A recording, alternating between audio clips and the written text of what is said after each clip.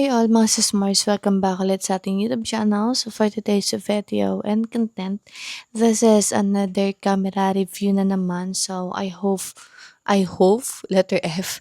So I hope na naririnig niyo ako ng very very light. Kasi time check, it's already 12 a.m. and we still here working in vlogging since meron pa naman ako spare time and hindi pa naman ako inaatok as of now. So I wanted to share my experience and also my thoughts and feedback na din regarding this Android phone. So recently, nakapag-upload na tayo na unboxing dito.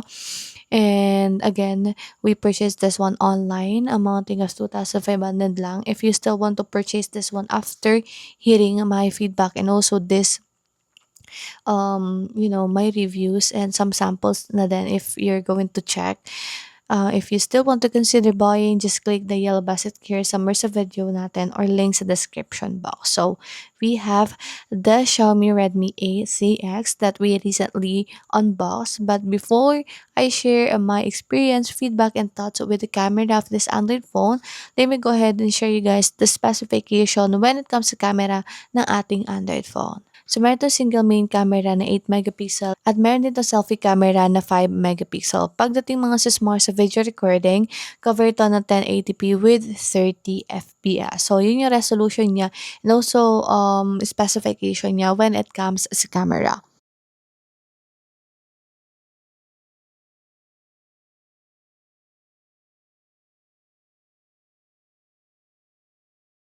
Recording of Redmi A3X, currently using the front-facing camera with 1080p and 30 FPS. So, ito yung quality ng video natin, as you can see. Oh, okay. Time check, it's already 2:30 PM dito sa Zambales. Medyo makulimlim. Pero pag pumunta tayo sa maliwanag, ayan, nag-automatic yung pag-lower down ng kanyang brightness, as you can see. And medyo hindi ko na nakikita yung screen ng ating phone. But you have an option to adjust. Pero ayan, sumilong na tayo para medyo And this is the quality ng video sample natin sa front-facing camera. Recording of Redmi A3X, currently using the main camera, as you can see. Ayan, medyo siya. I'm not sure what happened. Ayan pero pwede mo pala siyang gamitin ganyan. Okay. So ito yung video recording natin. Siguro dahil araw lang. Pero pag try natin sa indoor. Sa indoor ito yung ganyan yung quality ng video natin. Ayan. So, ito yung ating main camera. 1080p with 30 FPS. Same pa rin ang resolution. Ayan. Pero, hindi siya ganun.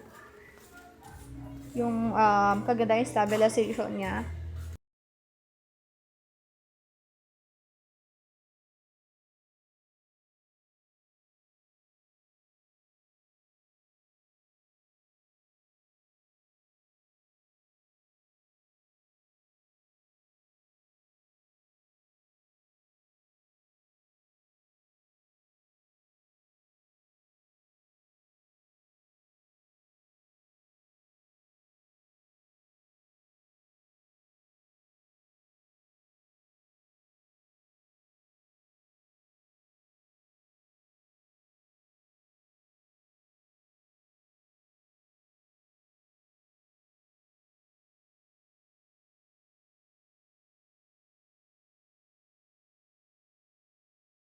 Well, actually, I tried to use this one earlier outside or outdoor.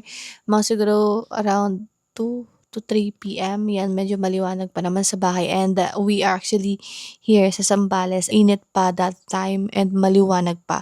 So, if you're going to check the video that I flashed earlier, mga sis Mars, sa video recording, medyo madilim talaga siya. Pag sino-zoom mo is marami siyang noise and aside from that, medyo parang madilim.